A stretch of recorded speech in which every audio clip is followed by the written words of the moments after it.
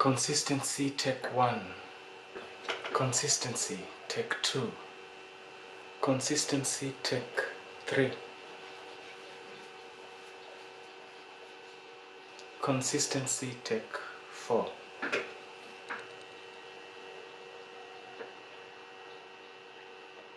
Consistency, take 8.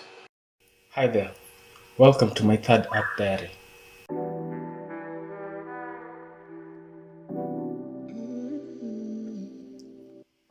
Consistency is a process that is the outcome of another process, and that is habit building.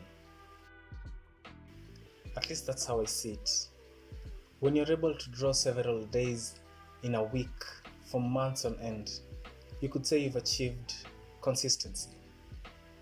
But before I was able to do this, I first had to make drawing a habit.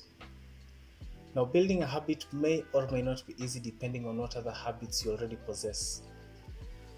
For me, building the habit of drawing was definitely not on the easier side of things. And this was because of a long list of things that had narrowed down to 5, the highlights, so to speak. And that is no clear short-term goals, perfectionism, drawing only when I felt like drawing, overly grand ideas, and underestimating the value of a simple sketch. Now, we don't have time to unpack all of this, but I will say something about perfectionism and only drawing when I felt like drawing, because I believe these two are central to the problem here. Many of us think of perfectionism as the thing that drives us not to settle for anything less than the best. But some of us also know that on the flip side of perfectionism is a fear of failure, or to be more honest, fear of being seen as a failure. And the result is only drawing when the conditions feel right to produce a good result. But this is a problem because when you're starting out, the conditions will rarely feel right to produce a good result. As you can already see, the idea of perfectionism and drawing only when I felt like drawing are very closely linked. The idea of drawing only when it felt good to draw and the very inconsistent results it brought demonstrate why emotions may not be the best compass in life. The big idea is that you're not supposed to do something when you feel like doing it, but when you know you're supposed to do it. That is, your decision making shouldn't be primarily guided by your emotions. An emotion should be more of a signpost that lets you know the environment you're in, but not the compass that you use to determine how to proceed. Now, it seems like it should be obvious, but for many of us, in certain situations, emotions will easily override our logical mind. And it's not just about the noticeable extreme emotions. The subtle feelings, boredom for instance, not wanting to pursue something because it doesn't feel as stimulating in that moment. Those are the feelings that can be hardest to work with, especially when we don't really understand their origins or their consequences. So, I wanted to improve my art skills.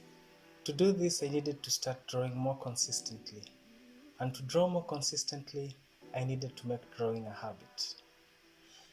Now, I wish I could say I realized all this in the moment, made the changes, and started off in the right direction. But the truth is, I realized much of this in hindsight. There was, however, one thing that I did back then that definitely helped a lot, and that was to just draw. I mentioned this in the second video.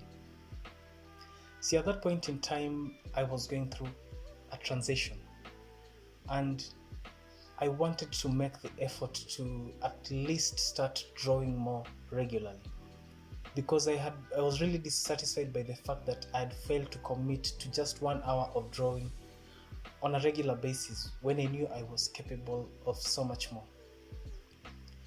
Now, I won't sugarcoat this.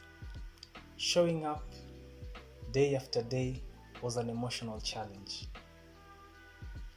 But at that point in time, I also knew one other thing that helped, and that was I had let emotions be the compass for a very long time, and it was time to switch things up. And so I persisted, and eventually it got easier.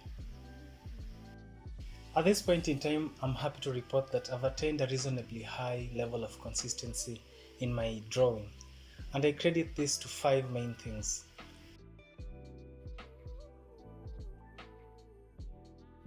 When I came back to drawing in 2021 after months of not drawing, I didn't do it because I enjoyed the process. In fact, the very act of sitting down to draw was very difficult for me in many of those earlier and even in some later sessions. But I also knew at that point in time that after so much procrastination in the past, it was time for me to start following through on this promise that I'd made to myself to make a genuine effort to improve my art. Now, grand ideas are great, but don't lose sight of the fact that they're the result of smaller, simpler actions. I had many grand plans of what I wanted to achieve with my art, but I think the emphasis I placed on these plans made the smaller steps I needed to make to improve feel so tedious. So something had to change, and for me that was switching to doing 2 and occasionally 3 sketches of relatively low complexity on each of my drawing days. I still do the same, although the level of complexity has gone up, but it's still 2 or 3 sketches, and that works for me.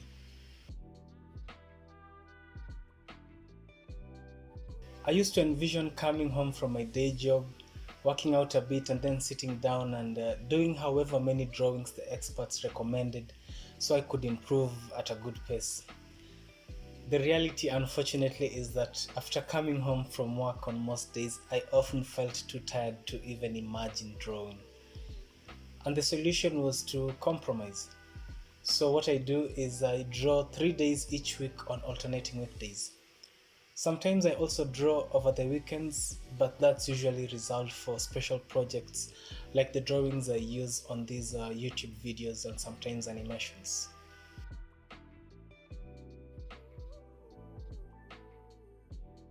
Just because you feel like doing 10 drawings every day doesn't mean you should. There is something called burning out, and you can burn out doing a day job that you have very little passion for, or you could burn out doing something that is very close to your heart. None of those options is good, because anyone who's ever gone through a burnout will tell you that there are few experiences that are as jarring as a burnout, because it's both physical and psychological.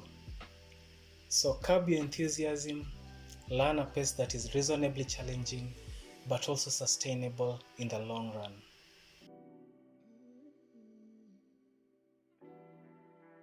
Life happens, and when it does, it's important that you have enough space around you to accommodate it.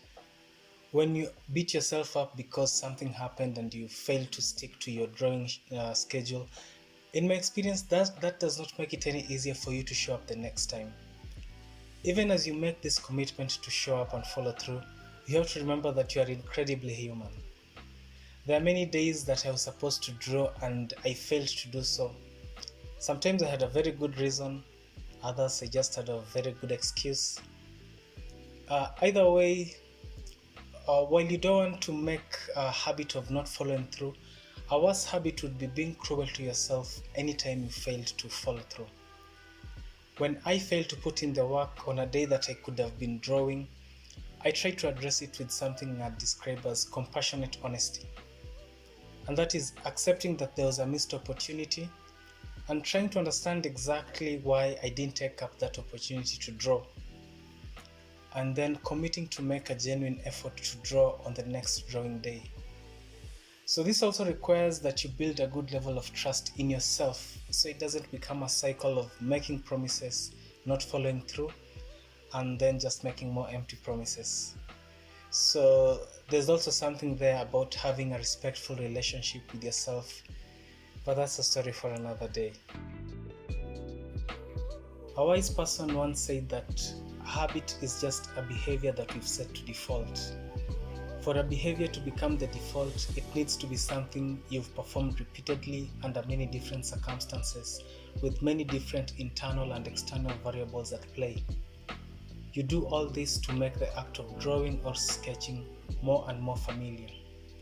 The mind loves the familiar. As the process becomes more familiar, you'll find yourself showing up and drawing something even on days you didn't feel too enthusiastic about drawing. Consistency makes the process easier. You just have to work your way up to consistency. My name is Charles, and this has been my diary.